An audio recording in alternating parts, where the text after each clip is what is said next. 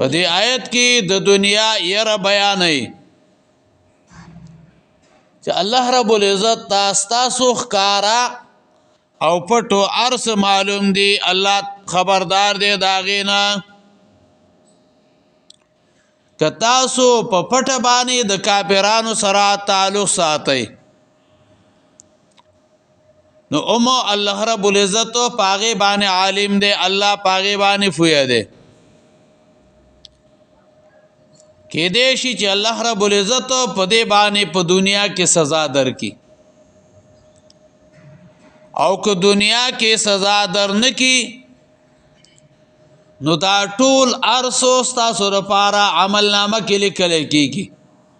د قیامت په ورځ باندې به دا ارسو تاسو ښکارا کړل شي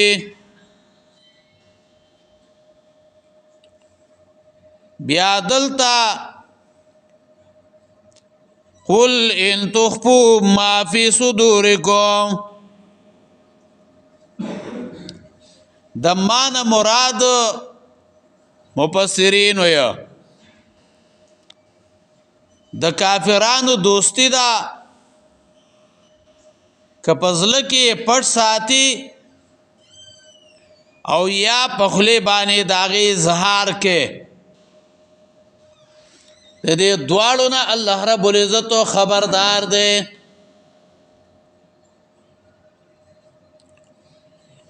او دویمو مطلب داره د نبی علیہ السلام تکذیب کول د نبی علیہ السلام تکذیب د نبی علیہ السلام پټي یا اخکار کیا په جنگ کولو داغ سره دریم مفسرین ویا پدې کې عموم ده چې الله رب العزت د بندگانو په هر یو حرکت باندې پوهه ده او دا د دې لپاره وایو چې مسلمانان چرته د کافرانو سره دوستی اغونه کې او بیا د آیت کې اخفاء دائمه کې ذکر کړه وې ځکه د کافرانو سره موالات یعنی پزله کې په هر حال کې هغه حرام دي او خکار کولی په تقیه سره دا جایز دي لکه بیگا مونږ په دې باندې تفصیل او وضاحت کړو چې کله ته دا غوینه یریږي نو خلبانه تعریف وکي خو لیکن ازلک ورلزه اغنور کې او سورۃ النحل کې به ان شاء الله بیا په دې باندې زیات او تفصیل او وضاحت بیا به ال تکو ان شاء الله بیا دلته د آیت کې وایو وَيَعْلَمُ مَا فِي السَّمَاوَاتِ وَمَا فِي الْأَرْضِ دې کې علت او دلیل دی د مخکې خبرې ګور الله رب العزت اسمانونو کې سدي زمکه کې سدي داغې نه خبردار دی نو ستاسو د زلونو حالت هغه مرته معلوم دی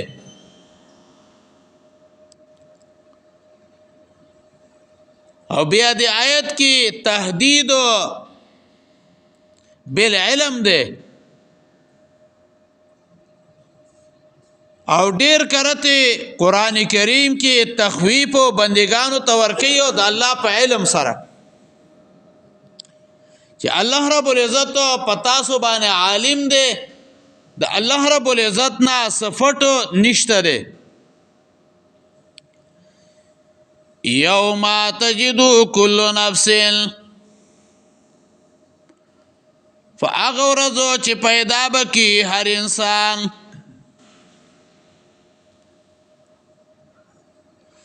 ما عملتو حق عملو چې کړی دی من خیر د نیکینا محضر حاضر کړی شوی وما عملت من سوء آغا چکڑے دے دبدو عملنا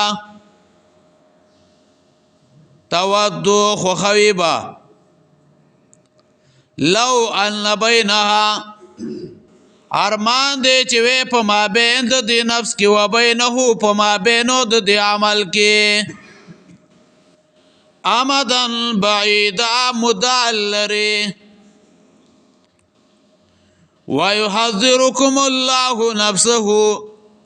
او يروي الله تاسو دخپلو نفسنا والله رؤوف بالعباد او الله شفقت کون کے دے په بندگانو د مخ کې سره ربط او مناسبت داره وسو د اخرت ير بیانې هغه کسانو ته چې د کافرانو سره موالات کوي دوستي ور سره کوي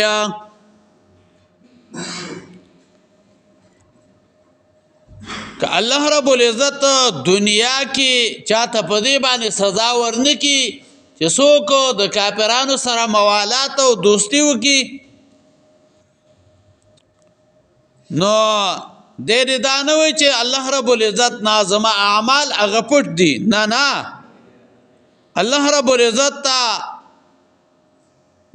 دا ارسخ کار دي قیامت کې رب العالمین په دې باندې سزا به درکې او ارس به د مخ ته مخامخ وي او دې آیت کې ذکر کوي جزاء الانسان بكل اعماله سواء كان خيرا او شرا وتحصره يوم القيامه على عمله السوء د انسان پټولو اعمال باندې جزا ذکر کوي برابر دا که خیر وی او که شر او د قیامت په ورځ د دو په بدو عمل باندې افسوس ذکر کیا د قیامت په ورځ باندې با دا خلق افسوس او ارمان بو کی یوم تجدو کل نفس ما عملت من خیر محضرا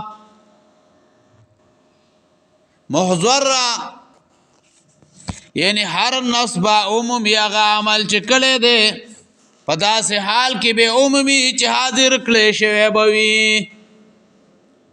حاضر کلیشوے محضر یعنی حاضر بوی پا عمل لامود دوی کی لکلیشوے یا خپلو مناسب شکلون کی بعدوی تا حاضر وی یا جزا لپظو آغا پڑ دے یعنی جزا دو دغا عملون با حاضر وی لکه گورا دنیا کی ار یو سیزو د ویڈیو په شکل باندې ښکاری کنه نو دغه شانی با قیامت کی هم د انسانانو هر یو عمل د ویډیو په شکل باندې هغه بخکاری هر یو عمل هغه بخکاری وما عملت من سوء یعنی بیا به پیدا بکلی هر نفس هغه عمل چې کړی دی بد عملو حاضر کلی شوی یو مطلب داره او دویم مطلب داره یعنی کم نفسو چې بد عمل کلیوی او عمل حاضر شي نو دا بارمان کې خو خیبا چې زماو د دې ګناه ترمنځ لري فاصله وي مفسرین وی چې دا خو ګورا د ګناه او د نفسو ترمنځ دا دومره مصیبت ده خو کله چې دا انسان د شیطان سره یوځای اتړلی شي او داغه نه چې کومه بدبویي راځي نو دی به بیا ارمان به کوي سورت زخرف 38 نمبر آیت مبارکه وګورئ سورۃ زخرف 38 نمبر آیت مبارکه 50مه پارا 38 نمبر آیت مبارکه کې وایي 38 آیت کې حتا تر دې اذا جاءنا چکل راشی مونتا قال وایبا یا لیتا حیرمان بینی و بینکا بود المشرقین چه پمینزم او ساکی لروالی وی د مشرق او د مغرب پا بیس القرین تو ناکار ملگری وی پا بیس القرین ناکار ملگری وی سوء آغی گناہ تا ویلے کیگی چه دا آغی پا انسان دا آغی پا کولو خپا کیگی او مپسرین ویو دا طول گناہونو تا شامل لے آمدو آغا مدی تا ویلے کیگی امام راغب رحمہ اللہ ویو چه دا آغی حدو آغا معلوم نیو وَيُحَذِّرُكُمُ اللَّهُ نَفْسَهُ او يروي تاسو الله د خپلو ځاننا ګور دای دوباره ذکر کړه بیگا درس کی تاسو اوریدلی 28 آیات کې وَيُحَذِّرُكُمُ اللَّهُ نَفْسَهُ نو دای دی آیت کې دوباره ذکر کړه مخ کی تحذیرو د موالات د کافرانو نه وسو تحذیر دے د بد عملنا یرا او دوی موجدادا مخ کی تحذیرو د موالات نه نو وسو د قیامت د ورځې نه تحذیر دے د قیامت د ورځې نه والله رؤوف بالعباد الله مهربان دے پخپلو بندگانو دی آیت کی در رؤوف نمو آغی ذکر کرو دار دیر وجونا یو وجه دادا اللہ رؤوف و شفقت کون کے دے گورا مخ کی بندگانی ویرولا ویحذرکم اللہ نفسه بندگانی وی رول اسی نو چی دا داغو عذاب ورطا ورسی رؤوفنا شفقت کون کے لے